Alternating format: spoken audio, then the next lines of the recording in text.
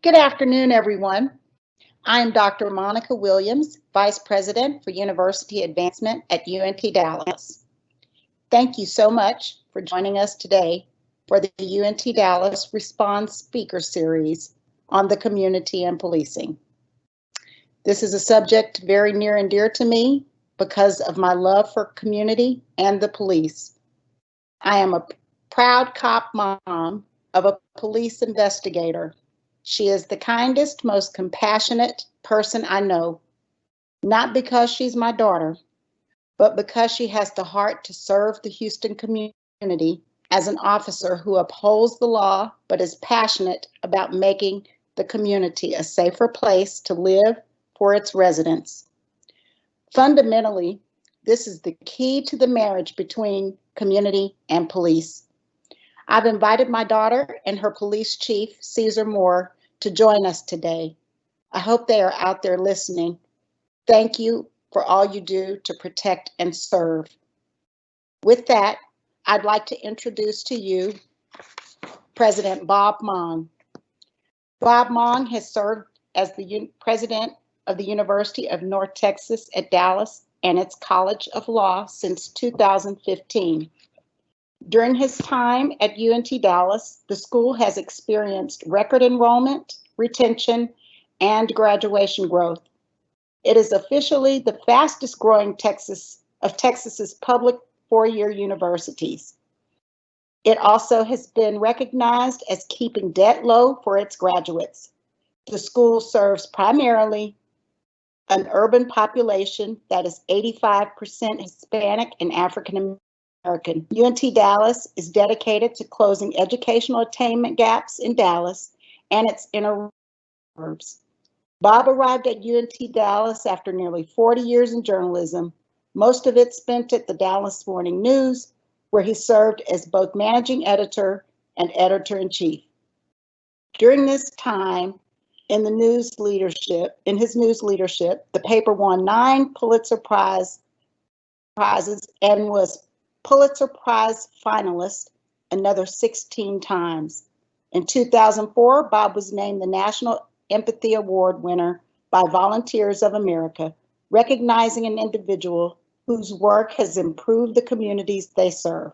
He is married to Diane Reichel, a former reporter at the Los Angeles Times.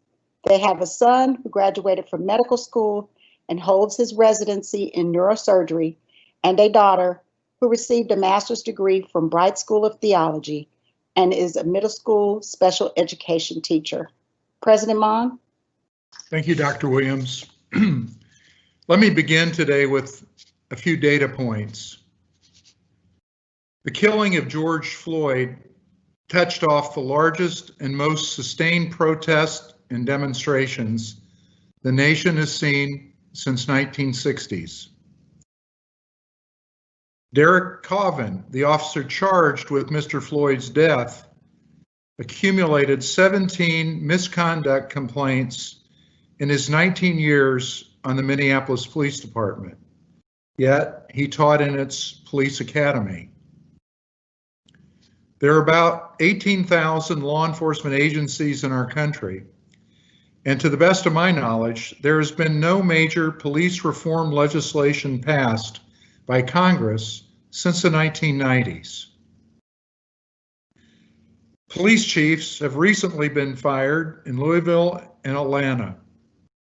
Baltimore has seen 5 police commissioners since 2015, and that's really just the tip of the iceberg. New York City has a budget of about $6 billion for public safety. A movement is underway to divert about $1 billion into social services, one of the many calls for police defunding going on in our country now. In Texas, first responder suicides and line of duty deaths lead all other states, even the much larger California. We can all acknowledge, I think, that policing is among the most demanding and stressful of jobs. Officers operate in the most violent, rich nation on earth where its citizens also happen to be the most heavily armed on Earth. Without suburban police training, this can be a deadly mix. Just around the corner from UNT Dallas exists an innovative de-escalation program called Right Care, in which a trained social worker, a firefighter, and a police officer respond to 911 behavioral calls. Our friends and partners from the Meadows Mental Health Policy Institute, who are part of this panel today, were instrumental in creating this national pilot, and it's working. James Baldwin wrote that, quote, "Racism compromises where it does not corrupt all Americans' efforts to build a better world, here, there, or anywhere." Racism has been called America's original sin. But in our community, we are defiant that this does not and cannot be America's ongoing tragedy. Thank you for participating today. We are here, I believe, because there is a deep hunger on this campus and in our community around race, class, police behavior, and human dignity. This is what we are about at this university. This is who we are. Thank you, Dr. Williams.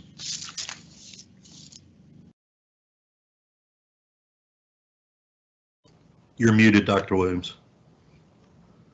Thank you, President Mon.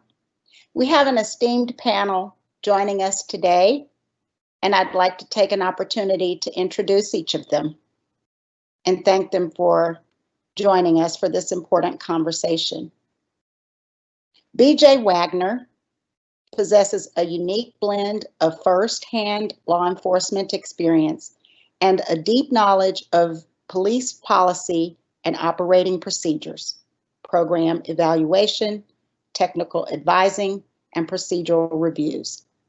A noted leader in law enforcement policy, her 2019 review of the Austin Police Department resulted in significant departmental policy improvements regarding the city's audit response and its capacity to capably deal with mental health related situations. As the primary architect of the Right Care Dallas program and engineer of many of Texas's prison reentry systems, her work has led to the development of nationally recognized and internationally awarded law enforcement, criminal justice, crisis intervention, and response systems. BJ, thank you for being with us. Also joining us today, we have John Bartula. John Bartula was a member of the founding board of the Policy Institute and is a committed member of MMH, that stands for Meadows Mental Health Policy Institute. He is an attorney with 40 years of experience in mental health law and policy.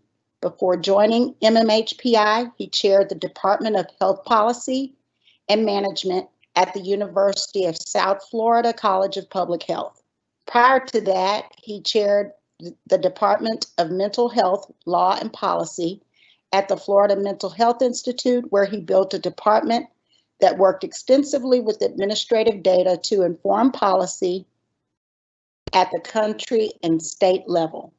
He also was the first director of forensic services in the Missouri Department of Mental Health and was chief counsel and deputy commissioner in the New York State Office of Mental Health. He received his law degree and advanced degree in mental health law from the University of Virginia School of Law. He is a national expert on data sharing and wrote the chapter on confidentiality for the 1999 Surgeon General's report on mental health. He was of the John and Catherine MacArthur Foundation Research Network on mandated community treatment and its past president of the International Association of Forensic Mental Health Services. In 2011, he was named a Fulbright Scholar to the Netherlands and taught and conducted research at the Forensic Psychology Program at Maastricht University. Thank you, John, for being with us today. Thanks, Next, Dr. we also have with us today Jennifer Davis Lamb. She's been with the Caruth Police Institute at the University of North Texas at Dallas since 2008. In her time there, she has worked to build programs that emphasize the value of education, leadership, and academic and community partnerships in public safety organizations. And she has designed and taught courses on implicit bias and procedural justice. She earned her master's degree in criminal justice at the University of North Texas and has been in police research, education, and consulting for nearly 20 years. She's the proud resident of Dallas, where she lives with her husband and 2 daughters. Thank you for being with us, Jennifer, and thank you for participating on your second panel conversation. Dr. Aaron Bartula earned his doctorate from the University of Texas at Dallas and is an associate professor of criminal justice and sociology at the University of North Texas at Dallas. His research interests include media's impact on crime and criminal justice policy, as well as criminal justice in higher education. Dr. Bartula is so much more than that short bio to UNT Dallas.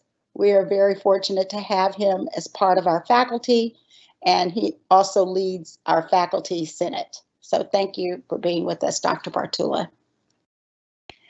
Well, the chief of police at UNT Dallas is Christopher Shaw. He was appointed to chief of police of the University of North Texas at Dallas Police Department on April 1st, 2018. Chief Shaw started his law enforcement career at the University of North Texas Police Department in 2009 and transferred to UNT Dallas in 2012 to become one of the founding members of the University of North Texas at Dallas Police Department. Chief Shaw has a master's degree in criminal justice from the University of North Texas. He was named a national finalist for Campus Safety Director of the Year in 2019. Chief Shaw was also nominated and selected to attend the 2020 Federal Bureau of Investigation's National Academy 281st class session. Chief Shaw is an avid supporter of his community. He actively serves on numerous community service organization boards and volunteers for many community nonprofits in Dallas County. And last but certainly not least, we have Jermaine Gaspard with us. He is the CEO of TEDx, an international speaker, author, and coach. Fueled by the entrepreneurial spirit that exists in all great leaders, he created the Good Life Living Group, an organization that builds top-notch leaders and extraordinary team members. With over 25 years of lessons and successes, Jermaine has served as a lifeguard, college football MVP, 3-time Junior Olympic National Championship coach, criminal investigator, and member of the Texas Ranger Special Ops. He has received numerous awards for his performance as an athlete, for his excellence on duty as a public servant, and for his work and leadership within his community. Jermaine holds a BA in criminal justice and a master's in business administration, but more importantly, he holds the heart of a teacher and the spirit of a warrior. And that so describes Jermaine. Thank you for being with us. And thank you to all of the panelists for participating. We're going to start today with a question directed to Jennifer Davis Lamb. UNT Dallas is home to the Caruth Police Institute. Please share with our audience what CPI's mission and vision is, and share a proud moment regarding a CPI graduate during this time of unrest. Thank you so much, Dr. Williams, and thank you all for allowing me to be part of this panel presentation. Caruth Police Institute is a police science research and training institute founded in 2008 by what was really a very unique collaboration between the City of Dallas, local philanthropy through the Communities Foundation of Texas, and the University of North Texas at Dallas. It was really groundbreaking at the time. The idea was to bring in an academic perspective to advance the field of policing so that training wasn't so insular and so that there was real science behind policing policy decisions. So our mission is to advance law enforcement through research, training, and policy analysis, and in the hopes of doing all those things to strengthen our community overall, and to make law enforcement a part of our community through doing those things. And our vision is that through our centers of excellence, through this research and policy analysis and training, that we will shape a public safety climate that is more resilient and that's more trusted by the community. We really focused a lot on police leadership training in our infancy. We did that training at all levels of police departments. The Dallas Police Department has historically been our primary client, but we do serve other agencies and throughout Texas as well. And additionally, with our partnership with MA, which you'll hear more about later, we can also focus going forward on more research and policy analysis as part of our mission and vision as well. So we do a lot of leadership training, as I mentioned before. We start at the line level officers and we go all the way up through the ranks, all the way up to chiefs. And those are intensive classes where we really challenge the officers to think differently about the problems that are shaping policing in our society. And so the basis of that is where we've really seen some of our graduates shine in the past couple of weeks. I know that, you know, the weekend after all of the protests erupted, I talked to Dr. Williams that Monday morning, and, you know, I was telling her the types of things that were running through my head, which were, you know, what could we have done differently, and you know, what can we do in the future to help, you know, with situations like these. And what really has given me a lot of comfort in the past few weeks is watching some of our graduates and some of our alumni as they deal with this. And so just a couple of examples. We've seen our graduates, Emmett Jackson, who is a police chief in Argyle, and Max Guerin, who's a chief in Rockwall, really get out, really, you know, say that there are a lot of challenges that are going to have to be met in policing, and have really engaged with their community at that level. One of our graduates is Ed Krause in Fort Worth as well, who has again done a phenomenal job of meeting with his community. And then on the line level, just seeing officers like Dan Russell and Ira Carter from the Dallas Police Department out there during protests, engaging with citizens. You know, these are people that came to our leadership classes that already had a heart for the community and already had a heart for really engaging on that level. So we can't take credit for that in any way, but it's really nice to see that throughout our leadership training programs, we challenge them to think really critically about things like public value and police legitimacy and procedural justice. And it was really heartening to see those things in action. Thank you so much, Jennifer. Thank you so much. The next question I would like to ask of Chief Chris Shaw and Jermaine Gaspard, in that order.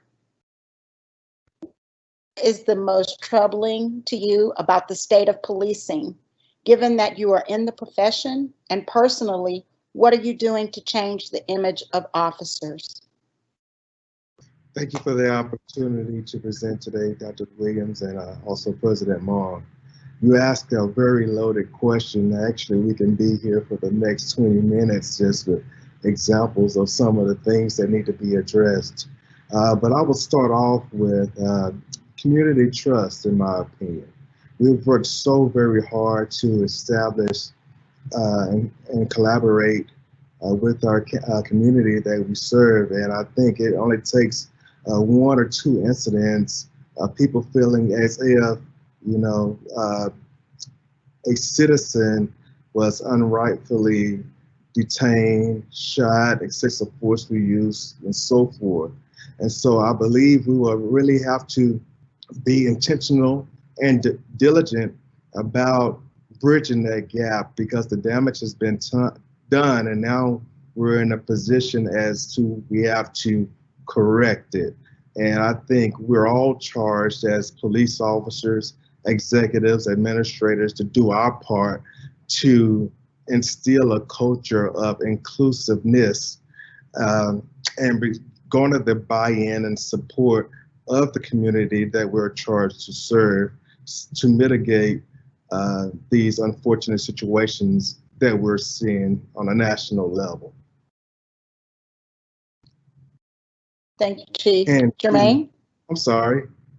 Go ahead. You had a second part to that question is, what am I doing? And so I'm going to continue, first of all, to lead by example and be that change that is needed for my officers in the department that I run and operate. It is very critical for my officers to buy in and understand what it means by, community inclusiveness, recognizing implicit bias, and not having someone that doesn't look like the community that we serve instruct and train on implicit biases, but actually bringing minorities in to be able to bridge that gap and be of an influence to the officers. I run a very diverse agency, so and officers that come from all walks of life. Many of them are retirees, and so they're very passionate about their job and the works that they're doing in the community. But we have to reinforce what our goals, our objectives, our mission, and our vision is, and hold true to that. As we are developing our policies and our general orders, reiterate that we're holding our officers accountable to, their actions. And, if they fall short, then, we will address those issues. And so it takes a lot of work. I think the state of Texas has done a very good job by being proactive on a lot of fronts. I think about the Sandra Bland Act that was recently passed, civilian interaction training, bias-based police training, professional police training. And so bringing all of that, together to ensure that we're in compliance with that, and then being that model for the officers is going to really assist us in our endeavor to be the change and be a model for other organizations, professional organizations around the country. Thank you. I would echo Chief Shaw's sentiment regarding trust. I would add to that, I think the most troubling thing to me I see is a commonality of being disconnected from the communities that we serve. I believe there's a difference between fair treatment and just treatment. If I have 20 widgets and I have a community of 10 people, it's fair to give everyone 2 widgets apiece. However, if one person needs 1 widget, another needs 3, one needs none, I can be just and give you just what you need. I think the more that we become connected to the communities that we serve, the more justly we can police. And I think some of the issues that when we see with use of force and the evaluations of use of force is done from a fair perspective. Is it fair to do this? But just because you can do something doesn't mean it's right to do it in every situation or any situation. So as we bridge that gap of actually reconnecting with the communities that we serve, we give ourselves an opportunity to push that trust factor where we gain trust. And trust is no different in a banking system, right? It's if I deposit $100, but I take out $1,000, then I'm still in the negative, right? So what we're seeing now is that the trust that communities have with policing, even when it's in the black, because we've paid our debt to society, we've communicated that we are trustworthy. We have so many different issues that are arising that we're going back into the negative, and we're seeing that. So we need to get to a point where we connect full time. What I am doing is every day I create that atmosphere of trust through community relationships, through allowing people to see me outside of only a law enforcement entity, stopping at cars and pedestrians that need help on the side of helping elderly people, working with nonprofit organizations as a youth coach. We need to get back to the opportunity where officers are part of the community and police from the inside out rather from the outside in. And again, I think that builds the trust. Thank you so much. Thank you both. I'd like to move on to changing the model through partnership, because partnership is key for us at UNT Dallas. It really drives so much of what we do, and really by and large, most of what we do. We have the great benefit of being in partnership with the Meadows Mental Health Policy Institute for our Caruth Police Institute. And so I want to turn to BJ Wagner and John Bartula and ask, what is MMHPI? Mental Health of Police Officers, assembling an advisory board, building a platform. What do all of those things mean, particularly a national platform, to a partnership, and how are we going about doing that through our partnership with CPI and MMHPI?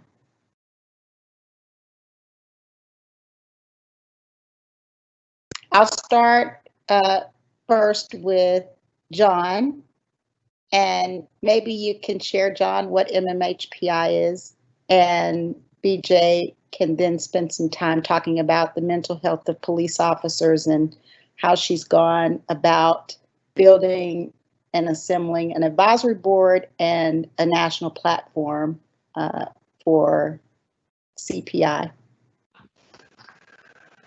Thank you, Dr. Williams. I'll be brief, and because BJ is the executive director of the Institute, is much more not only familiar but qualified to talk about this issue than I am. But the Meadows Mental Health Policy Institute is a nonpartisan institute that was created about 6 years ago by the Meadows Foundation. It was based on a desire by that foundation, which has funded things across the state, to create more visibility in trying to improve the care of people with mental illness. That was the basic mission. We have worked in partnership with folks in the Capitol on the legislative process over the last few sessions. The Texas legislature has been very attentive to mental health issues in a way that most state legislatures have not, for a variety of reasons. We work with a lot of counties and different organizations, health systems across the state.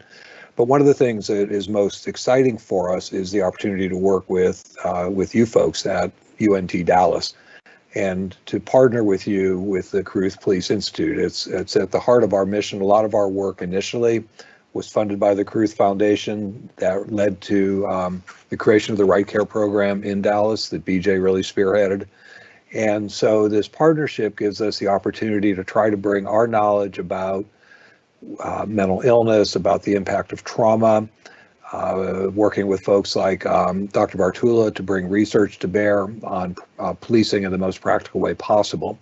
And so for the Institute, and again, we've got a statewide mission, but the opportunity to work with UNT Dallas is one of the best things that's happened to us in a long time. And BJ will talk about how that plays out specifically. I do want to mention one issue that we focus on as an institute, and I think it transitions to BJ. I was reading a story right before we started this call about a police officer in Atlanta who was had pre-ordered something from McDonald's, and she went to pick it up. The order was not ready. And she expressed how she was concerned that the food was being contaminated.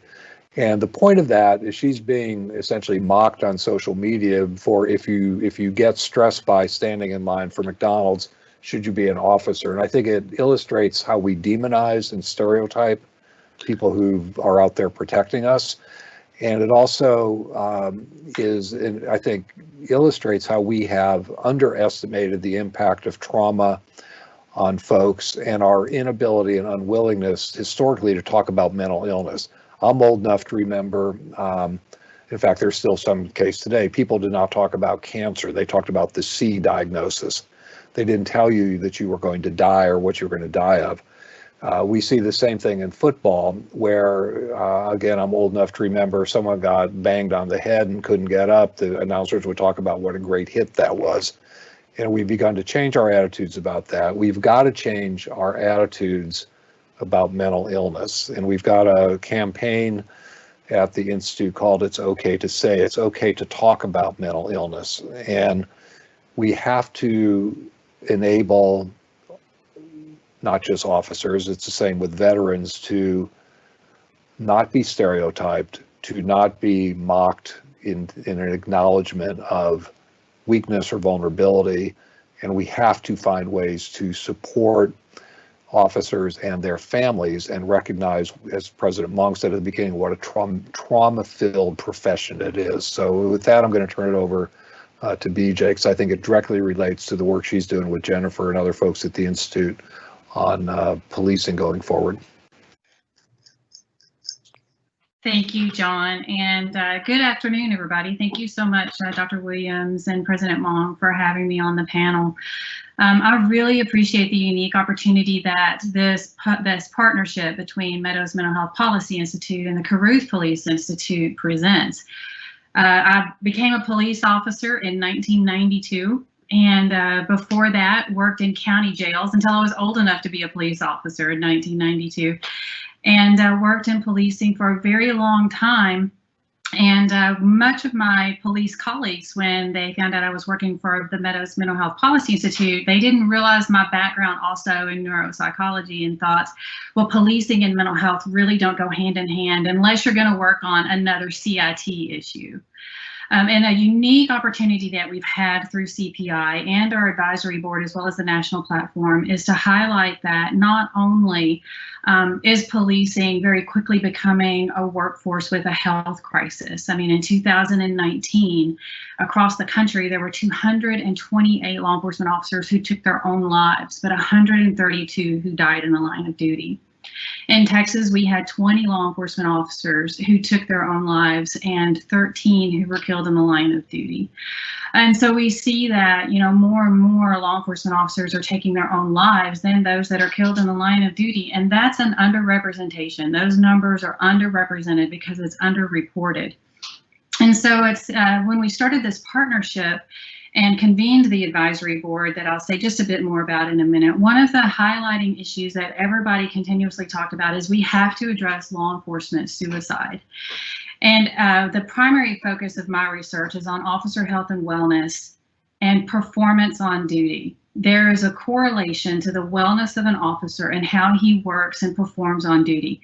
Research tells us over and over again that untreated trauma exposure, stress, fatigue, insomnia, and shift work leads to things like difficulty managing personal relationships and carrying that additional stress into the workplace, making mistakes on departmental and court paperwork. But more importantly, when you look at officers who have high levels of untreated stress and high trauma, you see a direct correlation with officers who have a high number of citizens' complaints, high numbers of use of force incidents. We know that somebody who's living with untreated trauma often demonstrates impaired judgment, or they have a hypervigilance and a hyperstartle response. They get to a stress reaction much more quickly than somebody who has had stress management treatment. So if we have a workforce that's dealing with untreated trauma, that's dealing with increased stress reactions, then we have a workforce that's going to react to those stressors much more quickly than if we were addressing officer wellness and mental health. I had an opportunity today to be on two calls, one with the National Research Institute of National Behavioral Health Managers, and another with the person who is the consent decree monitor for the New Orleans Police Department. New Orleans Police Department has a 500-paragraph consent decree because of use of force issues. And in two separate conversations with two separate national leaders, the conversation centered back to the same. If we don't address officer mental health and wellness, we can't begin to address the excessive use of force that we see beginning to bubble up to the top of this profession. The research goes hand in hand. And when we convened our advisory board, we were really fortunate to be able to have 13 chiefs from across the state that represent some of our most urban and some of our most rural areas, from western frontier Texas to the capital of Texas.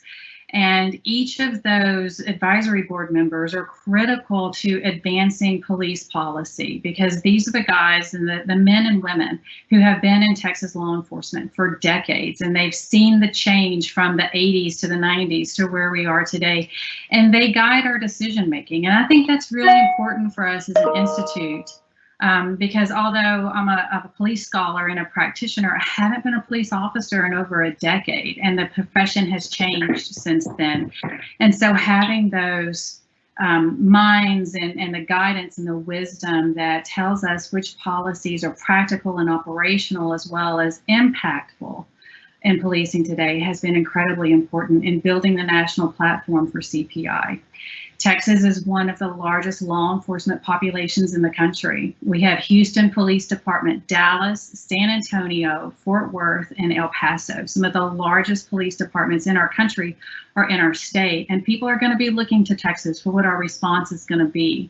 And it has to be meaningful, data-driven, evidence-informed, and impactful. And I think by addressing the health and wellness of our workforce and addressing the causal factors of use of force, then we actually have addressed not only the thing that is hurting our country right now, but also how to ensure that we have a workforce that sticks around, a good, high quality workforce, that we retain the good guys and we don't lose the good guys to a bad environment. Thank you so much, BJ and John.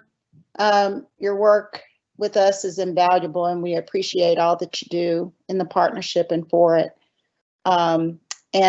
Recently, many of you may be aware that Chief Renee Hall joined the Dallas Mavericks Courageous Conversations program and said that police academy training will require training administered by educators instead of police.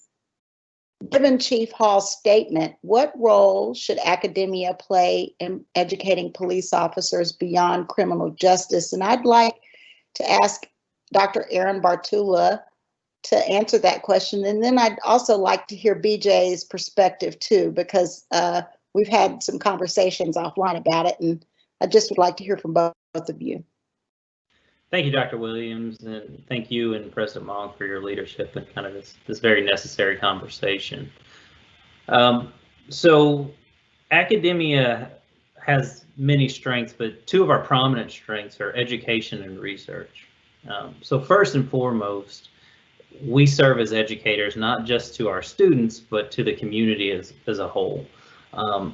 It's our responsibility to educate both citizens and law enforcement on the realities of the other side of the coin, as it were.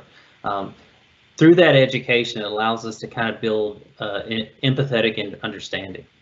As people start to empathize with one another, they can find common ground, and they can start to, as Mr. Gaspard said earlier, become part of the community, and the community become part of law enforcement, and really actively engage with one another. We've kind of gotten into a climate where engagement tends to be primarily negative, and we need more of that pro-social engagement between the two. And so we as academia as a whole, we have that responsibility as educators to kind of bridge that gap.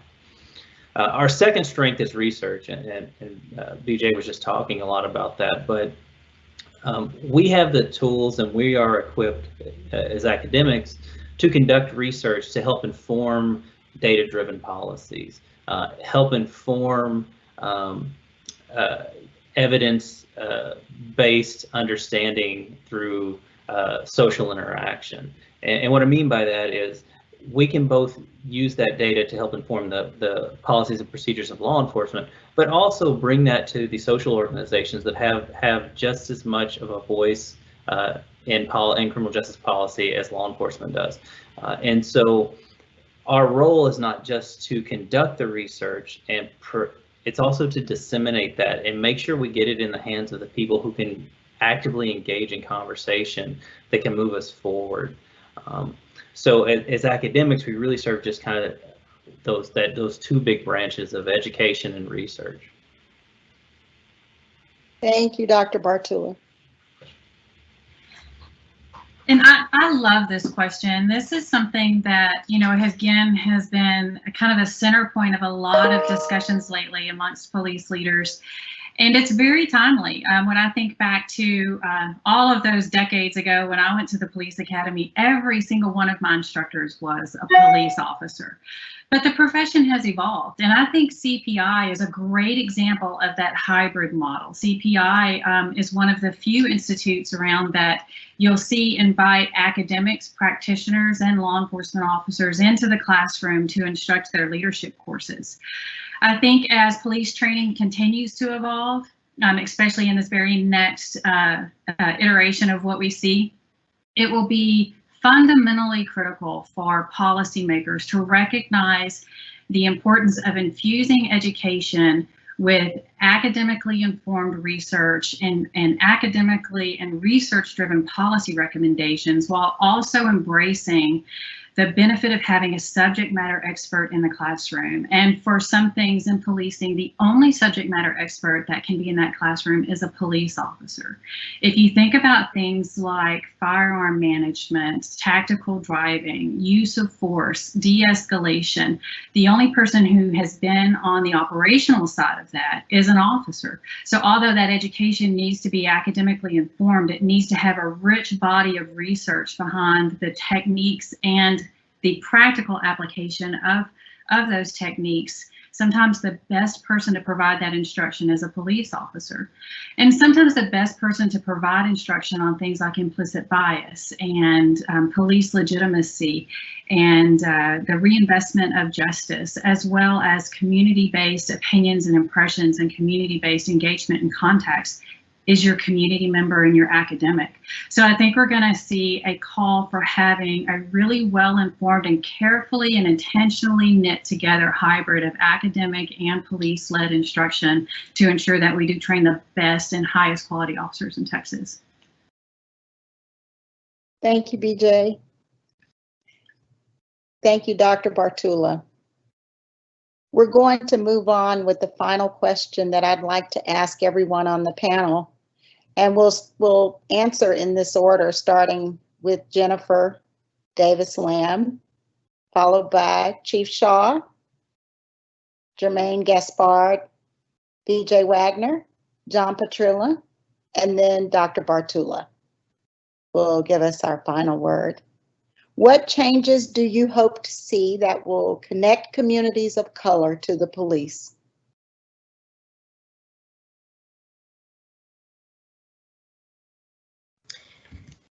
Dr. Williams, I think that one of the biggest things is for community to feel like they have a voice in what happens with their police department and their law enforcement agencies and public safety in general. We've seen a lot of movement toward that. We have police oversight boards being established in a lot of communities, which is a very formal structure for community input.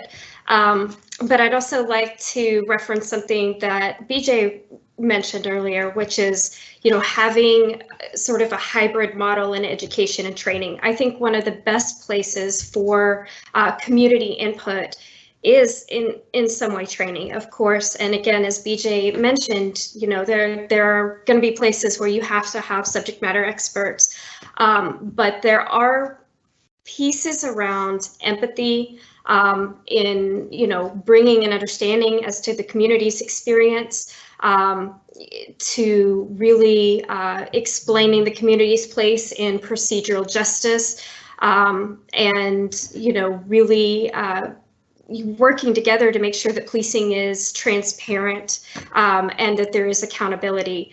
CPI has tried for a long time to bring community voices into our training classes. So we've done community panels where we've had activists and we've had community members come in and create a dialogue with officers as part of their leadership training, because as leaders, they need to understand what the community thinks. And so I really have a lot of passion around that that particular piece. You know, communities and people of color really should be able to have input into the public safety environment, and I think that training is a great place to start.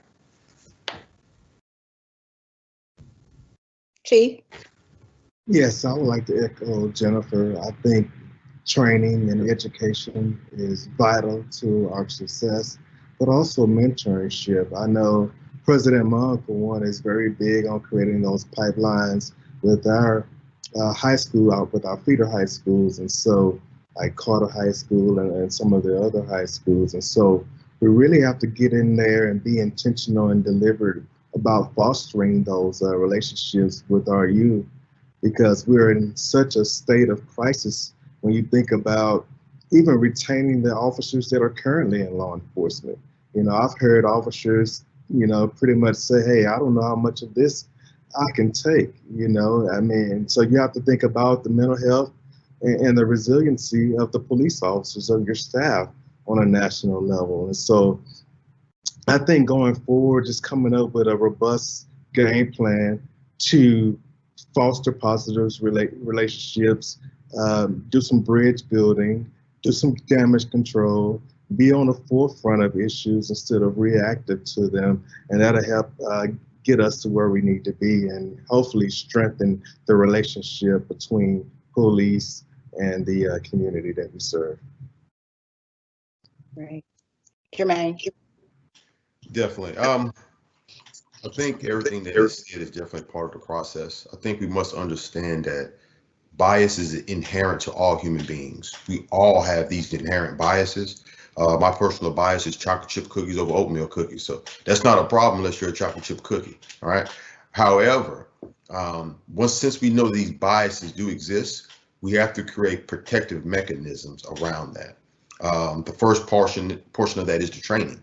And the training, by the bias of being with police officers and having this mission of safety is paramount. You can be biased on that one-way street and not be able to see the different intersections and exits that can take place to make that possible.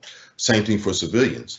They see it from a perspective of watching, you know, somebody get shot in the leg on TV and think that officers can do that in deadly conduct situations. So the training and intermeshing the public expectation with the police responsibility is huge.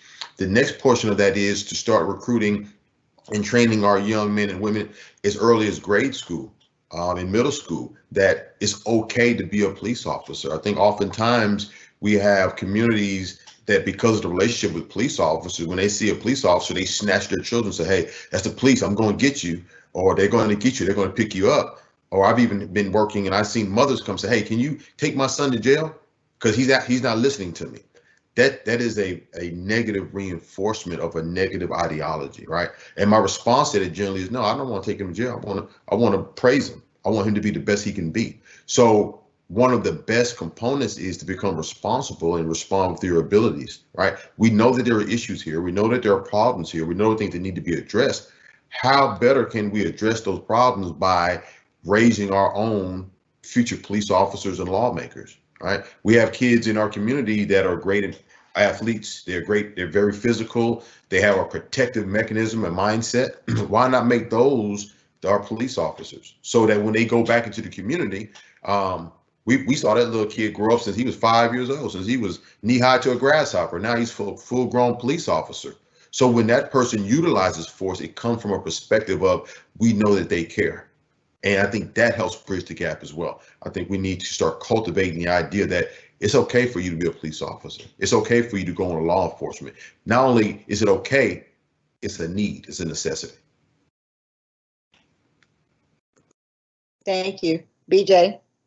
I really like the way that you said that, Jermaine. I remember when I was a police officer watching people say, she's going to arrest you if you're bad. And it was such a heartbreaking thing to see children being terrified of law enforcement. And I really appreciate that perspective. For me, this question is always pretty complex for me to answer as a minority female in law enforcement, having worked as a a police officer, a corrections officer, mental health and administration, I've had kind of a dynamic view of this, but one of the most powerful views of community and police relations that I have doesn't necessarily come from my time as a police officer, as powerful as that was.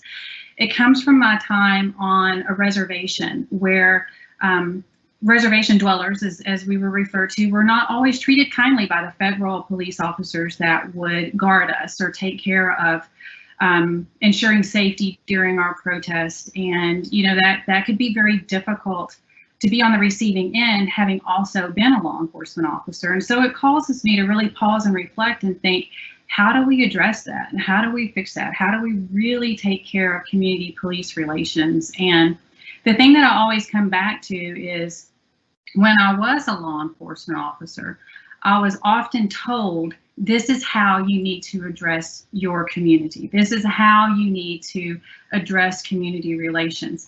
And I was told in such a way that I developed a very thick fear of asking for things that I didn't have a greater understanding of. And I think that we have to have a cautionary role here of making sure that we don't build such a wall of defense up that our law enforcement partners are afraid to now ask questions around what they need. Even as a minority female, I was not empowered as a law enforcement officer to ask the questions that could inform the really good decisions that I could make on caring for my community, out of fear of seeing those questions as being disrespectful to my command staff. And so I think we have to make sure that we encourage our law enforcement officers to speak up and ask for what they need. If they see a peer doing something that they perceive as being inappropriate, to have the empowerment to speak up about what that is, and to make sure that they're asking the questions that really inform the good decisions that they can make for the community, rather than instilling fear of asking those questions. Thank you so much, BJ. John? Well, I think, as Dr. Williams, the question is sort of knitting police and communities of color more closely together. And as a 69-year-old white male, I am uniquely unqualified to answer that question, just based on experience. But I will say sort of one thing, that leadership matters. And in 2016, the Bureau of Justice Statistics for the first time surveyed not just composition of police and sheriff's departments across the country, which for the 20 years they've been doing that, historically run at about 11% African American, but chief and sheriff's positions, 4% of police chiefs and sheriffs of the United States were African American.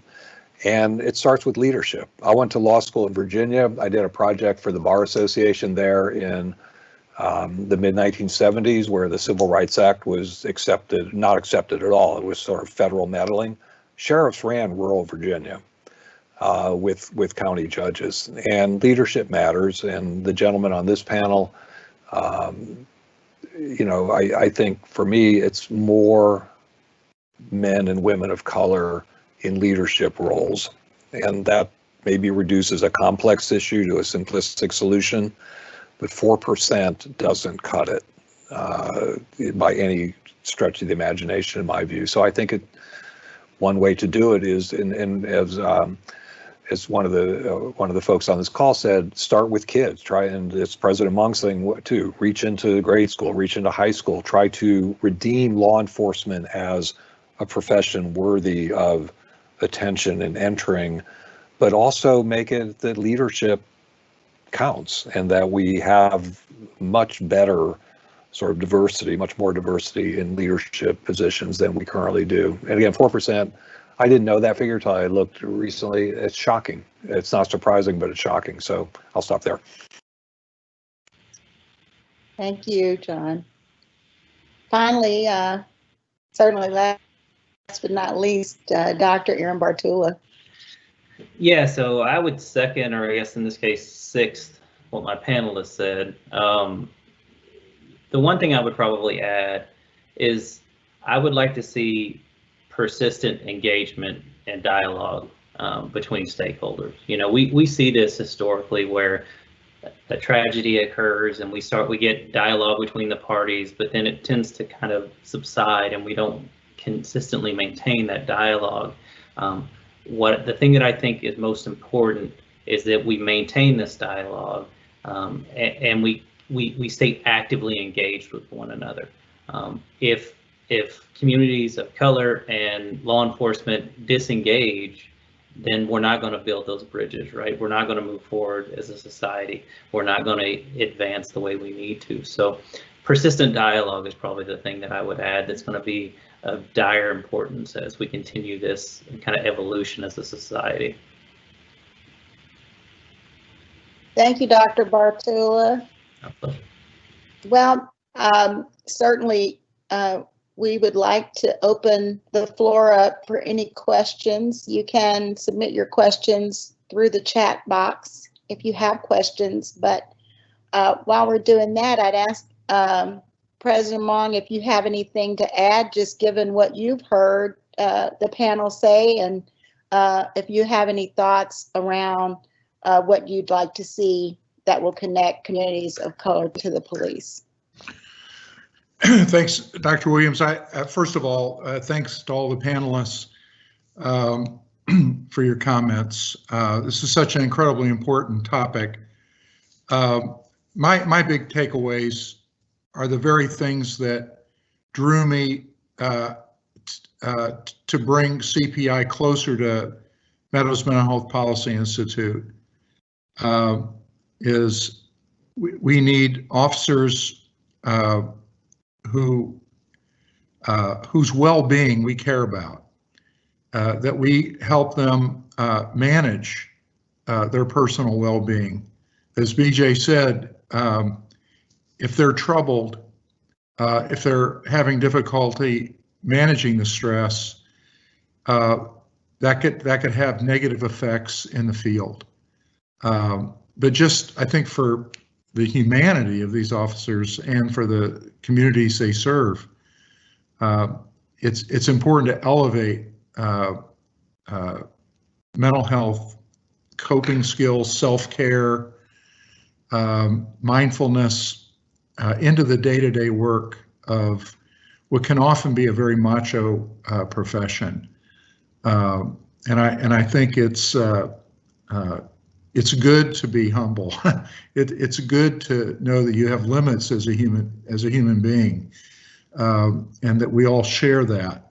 That's a big takeaway for me, and I appreciate how much focus has been put on mental illness. The second big takeaway for me really is around a closer devotion between police agencies and children in our community. It wasn't that long ago that we had something at UNT Dallas where we actually worked with the police department and selected youth in surrounding high schools. And it was a good program, and it humanized the police officers who were involved. And the young people who took part in it, I think, understood them to be human beings and they could talk. That's part one. Part two is we also sponsored something where police officers outside of uniform and neighborhood association leaders went through training programs together over the course of a summer a couple years ago. And what you saw in that was an incredible sense of understanding develop over time, where the police officers, let their guard down, and the community members felt over time that they could bring up issues that were troubling them.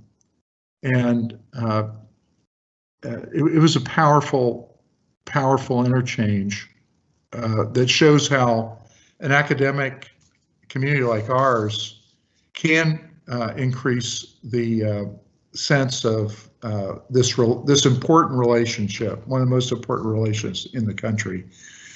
So thank you. Those are my initial observations, Dr. Williams.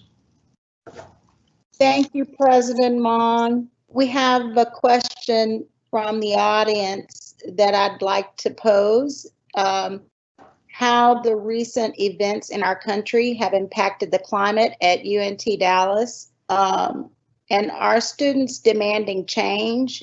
And if so, provide a general overview of their demands.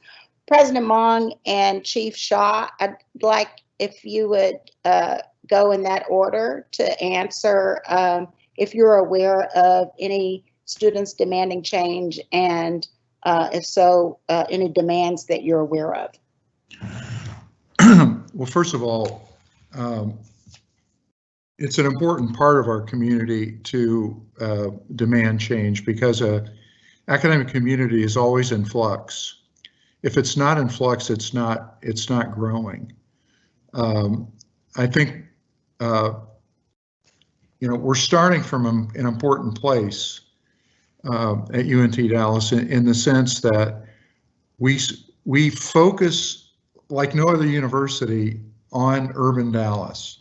That's where we recruit our students from the city, from the inner ring suburbs, from the Dallas County Community College. 95% of our students are from Dallas County or the surrounding counties. So we have built in an affinity for urban population. We were created to serve that population and to increase educational attainment. Only 5 of 20 25 to 34-year-olds in Dallas County now make 50,000 or more. It's a tragedy, and more reason to be open to ideas from students, faculty, staff on how we can continue to do a better job paving the way for these students to earn a living wage. That's why we exist. We want that for our students. So students have ideas. We want to hear about their ideas. But I also want them to see all the things that we're doing in this community. Early college high schools, our partnership with Meadows, all the work that we do in our pre-collegiate work with Upward Bound 1 and 2 in the community. I can go on and on. You're starting a program for a community youth development program. All of that focused on our neighborhood. And so we have early college high school at Lincoln and Sunset, high poverty neighborhoods. We do that because we care about the community, but we don't have all the answers. And it's important that our students, if they have ideas on how we can be more impactful, we want to hear them. Dr. Williams, I will say this. I'm in a unique position where we have established a great relationship and rapport with our students. I actually serve as student advisor over one of our student organizations here at UNT Dallas called Movement of Value and Excellence. And so more often than not, we receive a lot of praises for the way that we engage the community that we serve. Normally, when you arrive on campus, you're normally greeted with a smiling officer. And so that's just part of the culture. We try to, make sure that, we're, first of all, visible and available to assist and, give advice and guidance. But we play a major role in just being an ally, a mentor, and be able to give some guidance to our student body. And so, and really, it's kudos to the men and women that serve under my leadership. They serve relentlessly day in and day out. They're here right now serving as people are coming to sort through mail and process enrollment documents and so forth. And so we'll continue just to, foster those positive relationships and know that in the event people do have questions or concerns, they can reach out to us via email or on social media as well, and we respond to those needs and concerns. But again, for the most part, we receive a lot of praises, and they're very thankful for the work that we're doing at keeping UNT Dallas and our other occupied spaces safe. Thank you, Chief, and thank you, President Mon. We've reached the end of our time, but we did have an audience question that one more that I'd like for Jermaine Gaspard and BJ Wagner to address, and then we'll close out. And if you did submit other questions, we will prepare answers to those questions and post them publicly for everyone to view. And so we appreciate your patience as we get those responses to questions. The person posing the question asked for us to ask thoughts on training. More seasoned officers teaching new officers that may not be the greatest thing, especially if the experienced officers have become desensitized. So just your thoughts on that, please. Definitely. So there is a balance in everything. When we talk about training, we have to rely on experiences for growth. We understand that the times are ever changing, but the foundation is experience. We have to do a good job of vetting officers that are inside of these training roles, right? Earlier, we spoke of officers having a high rate of suicide. They also have a high rate of divorce rates, alcoholism, and other issues that are directly related to their mental and physical capacity, as well as we also see as long as police officers are officers, and the worse their physical conditioning, the higher the use of force.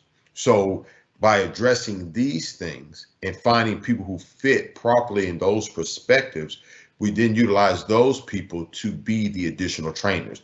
And the people that have failed and learned from their failures, we need those people to speak about their failures because we fail forward.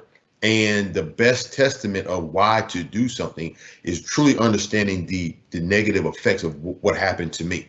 Like when an officer comes in and says, look, I lost my sauce and I started drinking out the bottle, and one drink turned into 2 to 3 to 4, and this was the result of it, and how it's a reoccurring issue. Those things come from experience, but we have to do a good job of vetting officer training so that what they are teaching is from a value perspective, not from something that's going to devalue law enforcement. The last thing is, as far as training, we have to make it a true professional career, right? And by professionalizing law enforcement, the same way that we professionalize doctors and being a teacher or being a lawyer, by professionalizing law enforcement, then we get the caliber of person that feels that they are a professional. And that's what I think we need to do with regards to training. We also have to start thinking about law enforcement education as law enforcement education and not just law enforcement training. We have to consider that the men and women who are going through these courses need to have these courses developed and taught by people who understand adult education principles and the way that adults learn. If you look at some of the best training in the country for law enforcement professionals, you see the FBI National Academy, the Police Executive Research Forum Leadership Series, the Federal Law Enforcement Training Series, Training Center, and the International Association of Chiefs of Police. And you don't become an instructor at one of those agencies because your agency is trying to park you somewhere safe so you don't get another citizen complaint. We can't continue to support an academy culture that puts those folks that they don't want in public in their academy. Academy instructors should be the most competitive position in a police department. One of the finest examples in Texas is both the Houston Police Department and the El Paso Police Department, where those instructors compete to be academy instructors because they are the best of the best at those police departments. And when we start expecting police instructors to be the most highly regarded police professionals, then we'll see a true shift in the quality of education that we're providing to our police professionals. Well, Dr. Williams, yes. I was going to add one thing, if that's okay. And also to piggyback off BJ, is that law enforcement should be education, and we talk a lot in academia about learning modalities, and you need multiple modalities to help people learn. Training, as we move forward, training should not just be focused on just officers training officers. You need all those different voices or those different modalities to help educate officers. So when they go into communities that are underserved, they're educated and with a perspective and an understanding of where they're going. You have academics who can provide the evidence-based piece of it, and then you have the law enforcement who do compete to be the best of the best in training.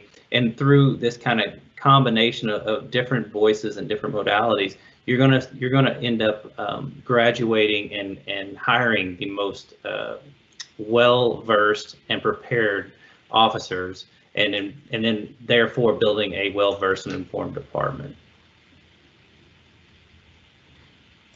Well, thank you, Dr. Bartula, and thanks to all of you for your participation on this panel and for this important discussion. And President Mong, thank you for hosting us for this conversation, and to UNT Dallas for recognizing that these are conversations we really need to have. So enjoy the rest of your day, and again, thank you so much.